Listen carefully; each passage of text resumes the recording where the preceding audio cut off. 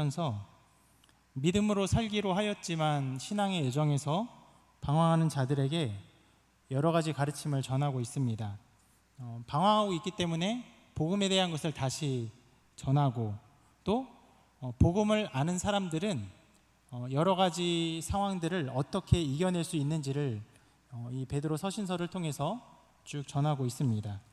그리고 그러한 신자의 삶에 대한 여러 가지 것들을 이야기하면서 오늘 본문에서는 고난과 시험에 대한 것들을 이야기하고 있습니다. 그들이 당한 고난은 그들의 신앙을 약하게 하였고 또 방황하게 했지만, 베드로는 말하기를 이 고난은 신자의 신앙의 여정에 당연히 있는 것이다. 이런 것들을 이야기하면서 그렇게 당연히 있는 이 고난과 시험을 어떻게 받아들이고 어떻게 이해하는지를 쭉 말하고 있습니다. 이 말씀을 함께 오늘 살펴보면서 혹 이곳에도 이런 고난과 또 시험이 있는 분들이 있다면 함께 말씀을 붙들고 승리하시기를 바라고, 또 아직 그런 고난과 시험이 없다면 앞으로 있게 될 그런 고난과 시험을, 이 말씀을 기억하며 승리하게 되기를 바랍니다. 먼저 12절에서 이렇게, 하반절에서 이렇게 말씀하는데요, 너희를 연단하려고 오는 불시험을 이상한 일 당하는 것 같이 이상히 여기지 말고. 시험을 이상한 것으로 여기지 않아야 하는 것은요, 그 시험이 신자를 연단하기 위해서 오는 것이라 말합니다. 그런데 이 말씀을 말씀대로 그냥 받아들이고 네 그러면 되지요 라고 하기가 어려운 것이, 우리가 그것을 감내하고 이겨내기 쉬운 일이라면 그것은 시험이라고 말하기도 어려울 거예요. 시험이라고 표현된 것은요, 우리가 정말 견뎌내기가 힘든 것들입니다. 감당하긴 해야 되는데, 그래서 감당하기가 정말 어려운 것들에 시험이라는 이름을 붙이는 거죠. 게다가 이 시험이 얼마나 어려운 것이면 오늘 말씀에서 이런 단어를 하나 더 덧붙여놨는데, 시험 앞에다가 불을 붙였어요. 불시험. 그 필로시스라는 헬라어 단어인데 성경에 별로 쓰이지 않은 단어입니다. 신약에서는 요한계시록 18장 9절하고 18절에서 소돔성을 파괴시키는 불, 그리고 바벨론 성을 태워버리는 불, 이런 것들을 표현할 때 이 불이라는 단어를 썼어요. 그만큼 이 단어가 나타내는 어떤 느낌은 파괴시키고 완전히 다 불태워버리는 강력한 것을 의미하는 것이죠. 그런데 이제 그렇게 강한 것만 가지고 말하는 것이 아니라, 이 단어의 용례로 구약에서는 이렇게 쓰였다라고 보는데요, 잠언 27장 27절에서 이 단어의 어떤 용례를 볼 수 있습니다. 보면 이렇게 말하는데요, 도가니로 은을, 풀무로 금을, 그리고 칭찬으로 사람을 단련하니라. 이 금을 단련하는 게 이 불을 말하는 것이죠. 그러니까 여기서 말하는 그 불의 단어는 파괴시키는 강력한 것이면서도 파괴의 목적만이 있는 것이 아니라 단련하고 연단시키고 정금같이 만들어내는 그런 종류의 불을 말하고 싶었기 때문에 이 단어를 말하면서 이 불시험이라고 말하고 있습니다. 그래서 이 문장 속에서도 그렇게 말하죠. 우리를 연단하려고 오는 불시험을 이상하게 여기지 말아라.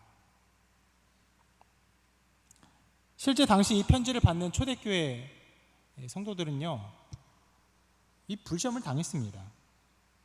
생명을 위협받는 많은 상황에 처했습니다. 그에 대한 모든 그런 어려움들은요, 괴롭네, 힘드네, 이런 말로 될 것이 아니었어요. 목숨을 담보로 하는, 신앙 자체가 목숨을 담보로 하는 일들이었습니다. 그렇게 이 시험이, 불이라는 단어도 어떻게 보면은 합당하게 여겨질 정도로 힘들고 어렵고 완전히 파괴시킬 수 있는 수준의 것들이기 때문에 이것을 이상한 일로 당연한 것을 여기는 일이 어렵죠. 우리의 보편적인 생각들은요, 그런 시험은요 싫어해요. 힘들어합니다. 그리고 그런 시험들을 야기한 어떤 배경들까지도 다 싫어합니다. 근데 여러분, 주님은요 우리에게 우리의 인식을 초월한 것들을 요구하실 때가 있습니다. 한 예를 보도록 할 텐데, 얘가 마태복음 8장 18절에서 22절에 잘 나와 있는데, 여기서 한 제자가 이렇게 말합니다. 마태복음 8장 21절 말씀인데요, 제자 중에 또 한 사람이 이르되 주여 내가 먼저 가서 내 아버지를 장사하게 허락하옵소서. 여기서 주님을 따르겠다고 어떤 제자가 말하면서 아버지의 장례를 치르고 가겠습니다, 이렇게 말합니다. 그러나 주님은요 그 말을 듣고는 아니다, 장례조차 다른 사람 맡기고 너는 나를 따르라 명령하십니다. 굉장히 과격한 요구예요. 이 말에 이 사건에 나온 예수님의 요구가 너무나 과격하니까 다르게 해석하기도 합니다. 아버지의 장례가 지금 당장의 장례를 말한 것이 아니기 때문에 이렇게 말한 것이라고 해석하기도 합니다. 여러 가지 해석이 있지만 어쨌거나 주님은 이 제자에게 제자가 생각한 그 한계 이상의 것, 제자가 받아들이기 힘든 그것을 지금 강력하게 요구하고 있어요. 이 제자, 주님을 따르겠다고 말한 이 제자가 아버지의 장례를 핑계로 머뭇거리는 걸 주님이 아시고 그 한계를, 자기가 생각한 그 선의 한계를 넘어서서 따르기를 주님은 요구하고 계신 것입니다. 물론 여러분, 이 장례를 맡기고 나를 따르라는 이 명령을 모든 사람에 적용할 필요는 없겠죠. 모든 사람이 적용했으면 우리도 부모님의 장례를 치를 필요가 없다 이렇게 말하겠죠. 그러나 그건 아닙니다. 이것을 핑계로 머뭇거린 사람에게 주님께서 특별한 요구를 하신 것이죠. 이와 같이 주님은요,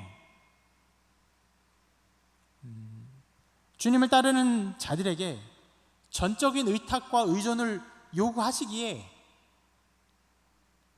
우리의 생각 이상의 것을 요구하시며, 그 요구하는 가운데 우리가 정말 감당하기 힘들고 우리가 정말 그렇게 해야 하는가, 정말 머뭇거리게 만드는 일들을 우리에게 주시는 것이죠. 이 일들을 통해서 주님이 원하시는 것이 무엇입니까? 우리의 전 존재를 요구하십니다. 그래서 우리의 보편적인 인식과 감각, 여러분이 생각하는 어떤 그 선, 이 정도면 되겠지라는 선에 주님은 심각한 도전을 하십니다. 그것은 기독교가요, 생명을 요구하고 그리고 생명을 주는 종교이기 때문에 그렇습니다. 우리가 믿는 이 기독교는요, 적절한 종교적인 행동을 하고 그리고 그에 맞는 적절한 어떤 보상을 받는 종교가 아닙니다. 만약 이렇게 생각하는 분들이 있다면 여러분, 잘못된 길을 가고 계신 것이죠. 실제로 그런 생각을 가진 분들이 적지 않은 것 같아요. 그래서 하나의 작은 예가 될 수도 있는데, 자기에게 닥친 어떤 어려움과 어떤 고난들, 병이라고 해봅시다. 또 중병이 들면요, 그것을 굉장히 부끄러워하는 분들이 계십니다.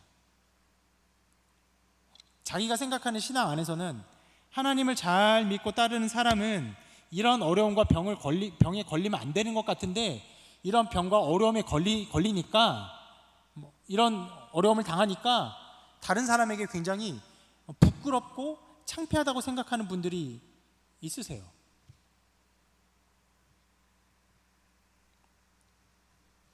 여러분, 그러나 기독교는요, 우리가 이런저런 종교적 행동을 하면은 하나님이 정말 우리에게 어려운 길도 주지 아니하시고 정말 편한 길, 그리고 쉬운 길만 주는 이런 것이 절대로 아닙니다.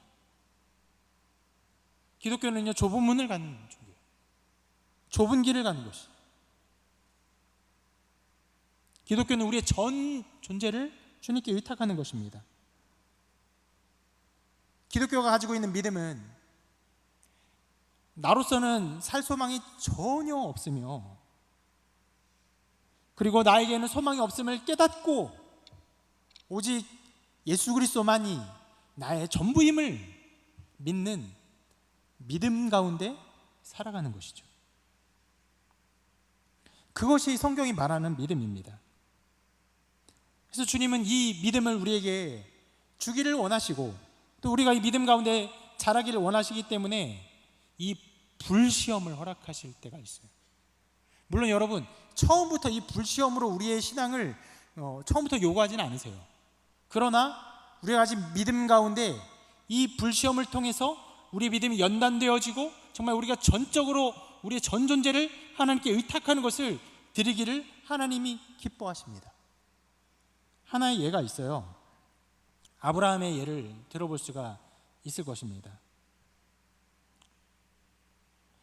아브라함이 처음 그 믿음을 고백했을 때 언제 고백했냐면, 그 뭇별을 보고 내 자손이 이와 같으리라고 하나님께서 약속하실 때 그 하나님의 약속을 믿음에 하나님이 이를 그의 의로 여기셨어요. 그러니까 아브라함이 수많은 자손을 낳을 것을 약속하신 그때가 언제냐면은, 실제로는 아브라함에게 자식을 낳을 소망이 없을 때였습니다. 만약에 성적인 기능이 충실하고 아내인 사라에게도 그런 아이를 낳을 수 있는 그런 몸의 준비가 여전히 되어 있을 때 내 자손이 이와 같으리라고 그 약속을 하셨다면은, 아브라함이 그래, 내가 열심히 아이를 낳아야겠지, 열심히 아이를 낳으면은 하나님께서 아이를 많이 낳을 수 있도록 복 내려 주시겠지, 이런 믿음이겠죠. 그런데 이때 아브라함이 믿은, 하나님을 믿는 믿음은요, 자기에게 소망이 없었어요. 자기 것을 믿을 만한 소망이 없었고, 그렇게 약속하신 하나님을 믿는 믿음이었습니다.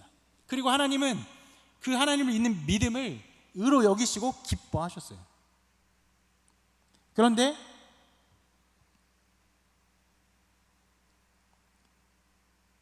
아브라함이 이러한 믿음을 고백했을 때 하나님은 자기에겐 소망이 없고 오직 하나님에게만 소망이 있고 하나님께서 이 언약을 이루시는 하나님이신 것을 믿는 믿음을 기뻐하셨을 때, 하나님은 이 믿음이 온전하게 드러나게 되기를 기뻐하셨어요. 그래서 아브라함에게 불시험을 허락하십니다.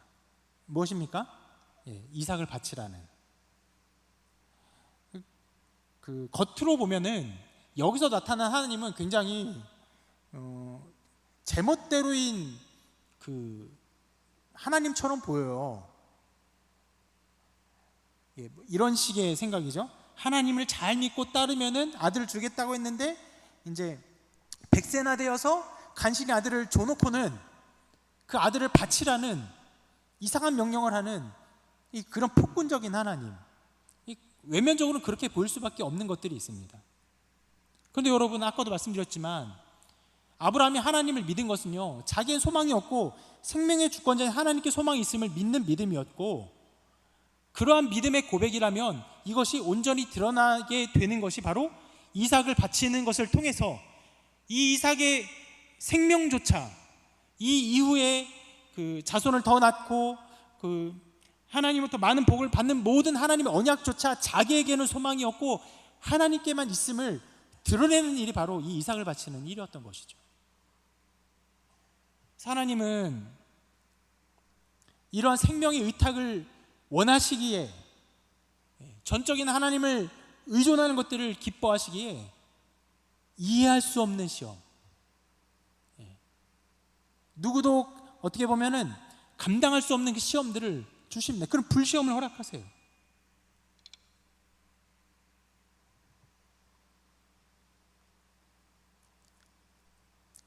이 아브라함에 주신 이 시험은요, 아브라함에게 특화된 시험이죠. 그 누구도 그 이후에 자식을 하나님께 하나님의 요구로 바친 사람은 없습니다. 근데 그렇게 아브라함이 특화된 이 시험을 주시고 하나님을 전적으로 의탁하게 하셨던 하나님은 다른 방법으로 우리에게 하나님을 전적으로 의탁하기를 기뻐하시고 그것을 기대하사 우리에게 각자에게 특별한 시험을 주실 때가 있습니다. 그러나 그것은요, 여러분, 생명을 얻는 것이, 우리의 전 존재를 드리고 생명을 얻는 것이기 때문에, 그렇기 때문에 이것은 이상한 일이 아닙니다.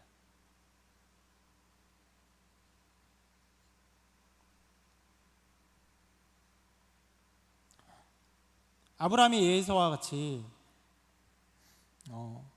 아브라함에게 주신 믿음이 무엇인가, 아브라함에게 그 고백받은, 하나님이 고백받으신 그 믿음은 무엇인가를 생각했을 때 나중에 이삭을 통해서 주신 시험이 합당한 시험일 수 있는 것이구나, 하나님은 이 시험을 통해서 아브라함에게 그 원래 고백했던 그 신앙의 고백을 온전히 드러내기를 기뻐하셨구나 라고 볼 수 있는 것처럼,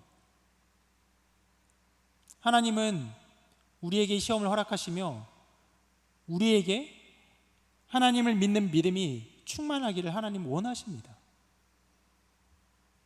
그러므로 이 시험들은요, 우리가 당하게 된 시험들, 여러분이 당하게 되는 시험들은요, 어쩌다가 갑자기 태어난 이상한 것들이 아니라 하나님 여러분 각 사람에게 요구하시는 신앙의 여정의 한 단계인 거예요. 그러므로 여러분, 성경에 말씀하는 것처럼 불시험이 오면은 이상한 일 당하는 것처럼 이상하게 여기지 말고 그것을 당연히 여겨야 돼요. 그것이 우리가 이 시험과 어떤 고난과 환난을 크게 당했을 때 묵상해야 되는 한 가지 교리적인 일입니다. 그리고 우리가 이 시험을 이상한 일 당하는 것처럼 이상한 것으로 여기지 않아야 할 두 번째 이유가 있는데, 그래서 13절에서 이렇게 말씀합니다. 이렇게 말씀하죠. 13절에서 오히려 너희가 그리스도의 고난에 참여하는 것으로 즐거워하라. 네. 그리스도의 고난에 참여하는 것이라고 말합니다. 여러분, 여기서 이렇게 표현하고 있지 않아요? 오히려 너희가 그리스도 때문에 고난을 받는 것으로 즐거워하라, 이렇게 말하고 있지 않아요. 오히려 너희가 그리스도의 고난에 참여하고 하는 것으로 즐거워하라, 이렇게 말하고 있어요. 여러분, 이것도 굉장히 이상한 일이에요. 이거 잘 이해되는 단어가 아닌데, 우리는요, 어떤 경우에도 남의 아픔에 내가 함께 참여할 수가 없습니다. 예를 들어서 아내가 출산을 하면은 출산의 고통이 심하니까, 야, 저 고통을 내가 짊어졌으면 얼마나 좋을까라고 해서 옆에도 이렇게 같이 돌봐주면서 아내가 머리끄덩이 잡고 막 이렇게 흔들면은 이렇게 막 아프면서, 그래, 이것이 아내가 당한 고난을 내가 당하는 것인가라고 생각이나 착각은 하지만 그 고난과 다른 것이에요. 아내는 생명을 낳는 그 해산의 고통이고, 그건 그냥 끄댕이 잡았다는 게는 그냥 좀 아프고 마는 것이죠. 그 고난에 참여하고 싶지만 참여하는 것은 아니에요. 다른 것이에요. 여러분, 자녀들이 아프면 어떤 마음 듭니까? 자녀 아픈 대신에 내가 아팠으면 좋겠다, 이런 마음 들지 않습니까? 그런데 아무리 그런 마음 먹어도 이 자녀의 아픔을 나의 아픔으로 이렇게 내가 겪을 수 있는 방법은 없어요. 감기 걸리면 감기 없는 방법 정도는 있지만 다른 것이죠. 그 고난에 함께 동참하는 일이 되지 않네요. 왜냐하면 내 몸과 아내의 몸, 내 아이의 몸은 분리되었기 때문에 이 고난은 동참하는 고난이 아니에요. 그런데 오늘 성경에서 13절 다시 보여주십시오. 너희가 그리스도의 고난에 참여하는 것으로 즐거워하라, 이렇게 말씀하죠. 그리스도의 고난에 참여하고 있다라고 말하는 것은 우리가 그리스도와 나누어진 존재가 아니라는 것이야. 한 몸을 이룬 존재이기 때문에 그리스도의 고난에 참여하고 있다고 말하는 것입니다. 제가 지난번과 또 그 전에 로마서를 이렇게 설교하면서 그리스도와의 연합이라는 이 교리를 많이 강조했죠. 우리가 정말 중차대하게 붙들어야 될 것이 우리가 그리스도와 한 몸이 되었다. 경험적으로 느끼는 것은 아니지만, 경험적으로 체득되고 발현되는 일들은 아니지만, 성경이 말하는 바 우리는 그리스도 한 몸이 되었다라고 말하고 있어요. 바로 이 교리적인 사실 안에서 우리가 고난을 당하면 이것이 어떤 고난이면 그리스도의 고난이에요. 예를 들어서 여러분, 제가 가다가 넘어져가지고 다리를 다쳤어요.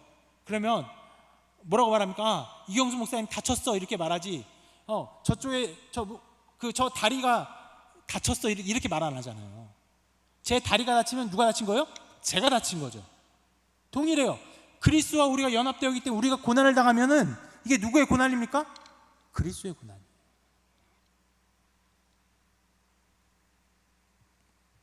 우리는 주님과 한 몸이에요. 신비한 연합을 이루고 있어요.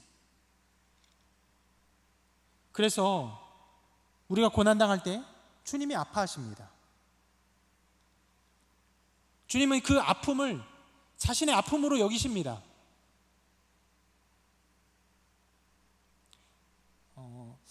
여기신다는 말은 조금 좀 잘못된 표현일 수 있어요. 왜냐하면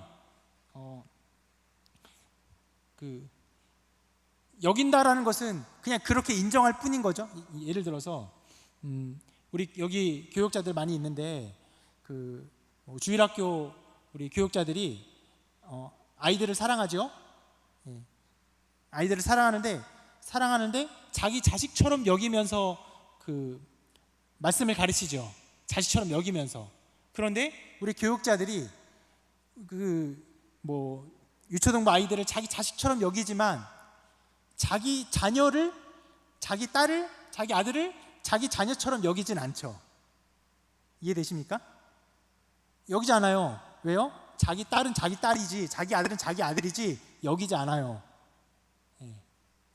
근데 제가 방금 말을 잘못했어요.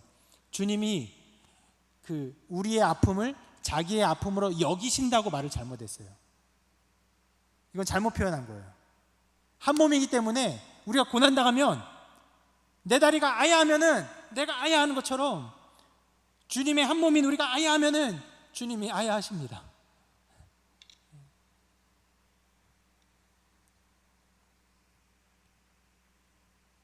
이 사실은요, 역으로 십자가에서 굉장히 명백하게 드러났습니다. 예수님이 십자가상에서 엄청나게 고통스러워 하셨죠. 말할 수 없는 고통 가운데 계셨는데, 물리적으로 가해지는 채찍질과 혹은 못 박힌 손, 피 흘림, 그리고 숨 못 쉬는 어떤 질식하는 고통, 이런 아픔이라 했지만 주님이 당한 가장 큰 고통이 무엇입니까? 그것은 성부 하나님으로부터 받는 버림.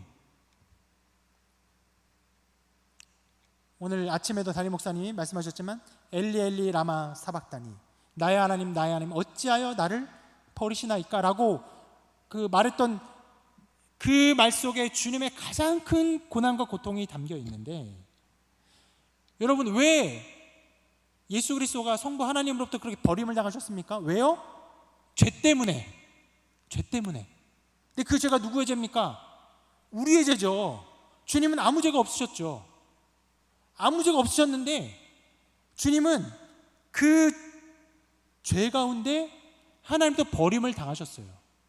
단순히 그 죄를 자기의 죄기로 여기는 게 아니라 우리가 이미 한 몸을 이루사 한 몸이기 때문에 우리가 지은 죄가 주님의 죄가 되는 것이죠.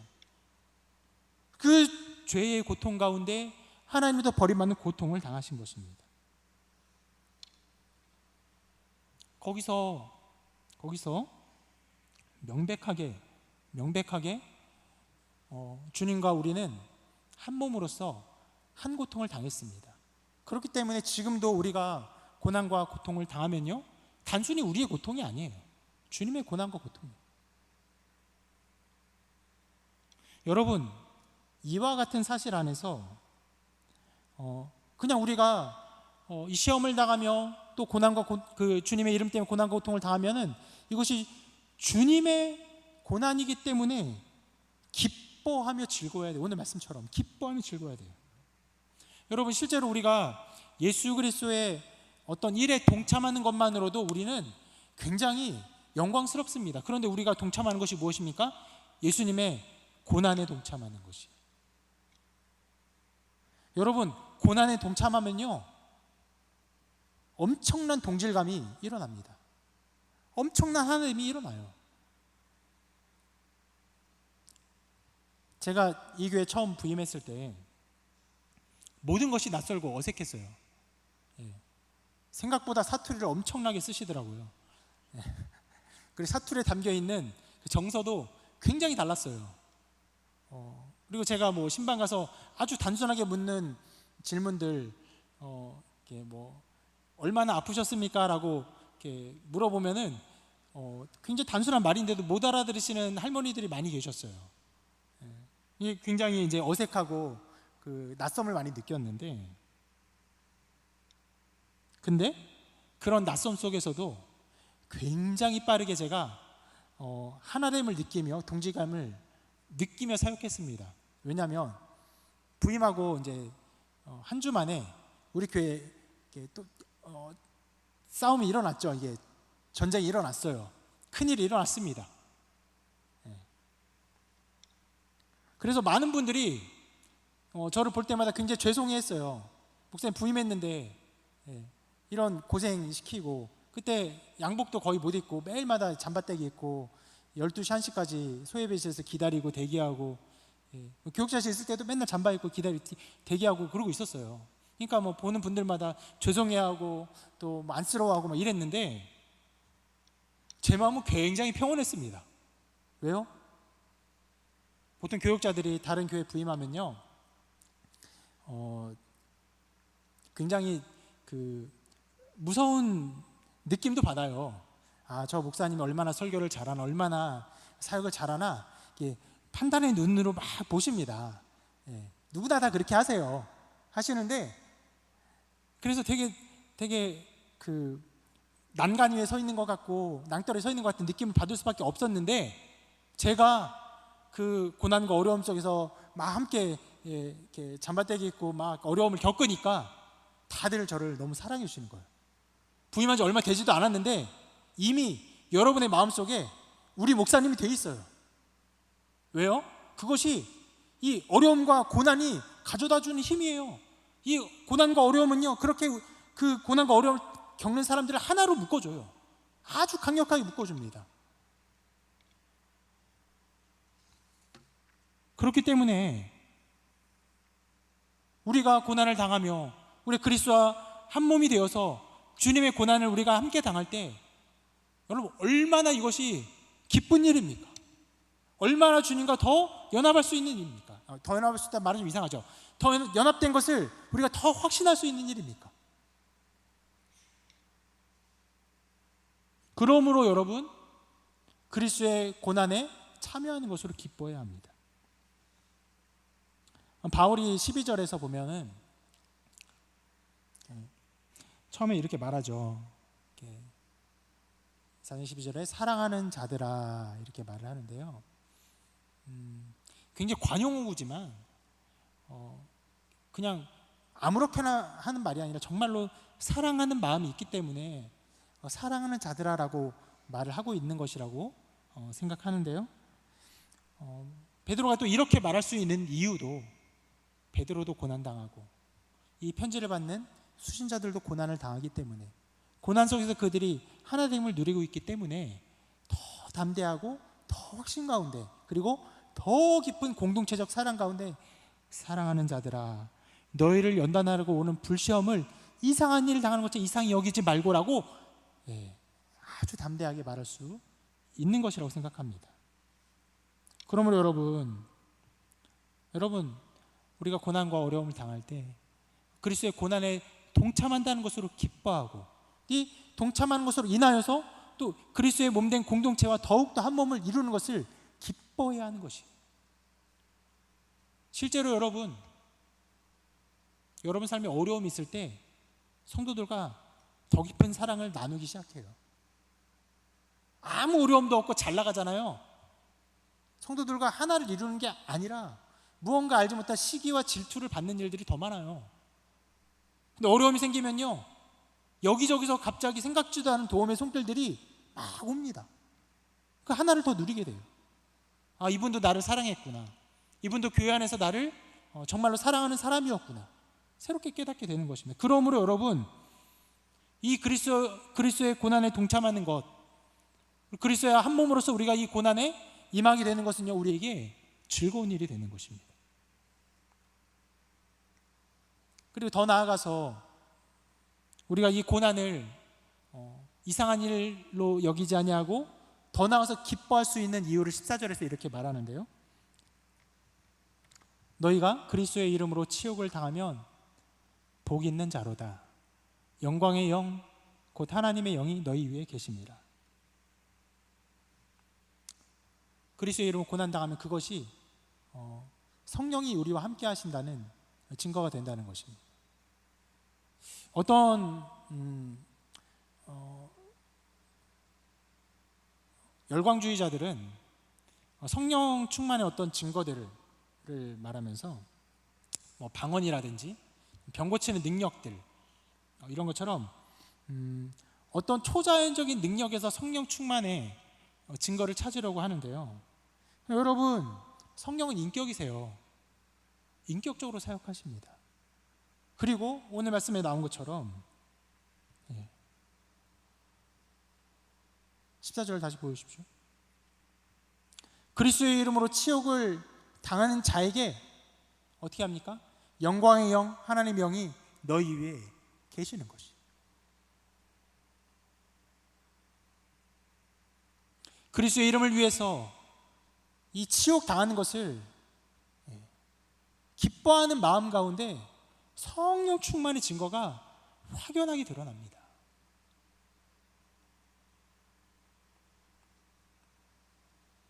성경에서 자주 말하는 게 복에 대한 이야기. 복 있는 사람은, 또 이게 이런 얘기 나오잖아요. 또 복 있는 자로다. 누가 복 있습니까?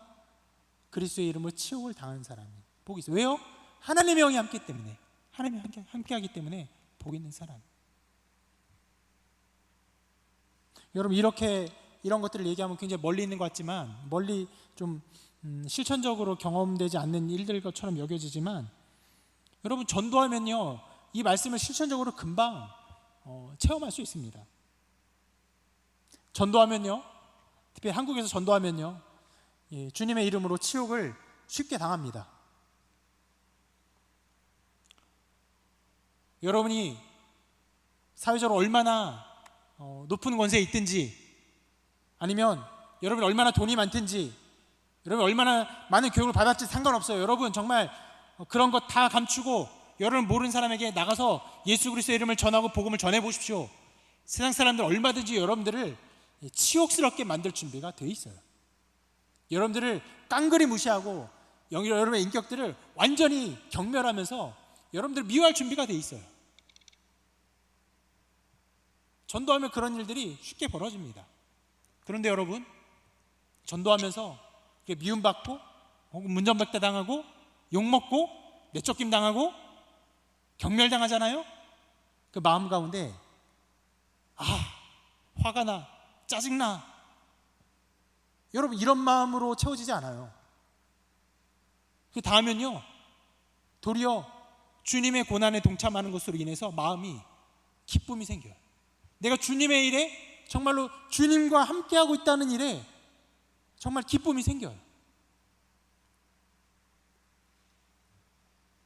만일 여러분들이 전도했는데 이런 기쁨 하나도 없고 짜증나고 화가 나고 저 사람 미워하는 마음만 생긴다면, 여러분 정말 성령이 여러분과 함께 하시는 사람인지를 돌이켜봐야 합니다. 예수님 믿는 사람이면 예수 그리스도를 나의 구주로 영접하고 나는 소망이 없고 오직 주님만 나의 전부인 것을 믿는 그런 믿음을 가진 사람이라면, 참으로 거듭난 사람이라면 전도할 때 지옥 당하는 것으로 인해서 마음에 성령의 은혜를 경험하게 됩니다. 여러분, 이것이 고난과 시험에 대해서 베드로가 가르쳐 주는 것들입니다. 시험 자체는요, 불시험이라고 말해도 될 정도로 무서운 것이에요. 어려운 것이에요. 그러나 그 무섭고 피해갔으면 좋겠는 이 모든 것들, 여러분, 이상한 것이 아니에요. 당연한 것이에요. 우리의 생명을 요구하시는 주님께, 또 우리의 생명을 주신 주님께 우리가 마땅히 걸어갈 길이 바로 이 시험의 길이에요.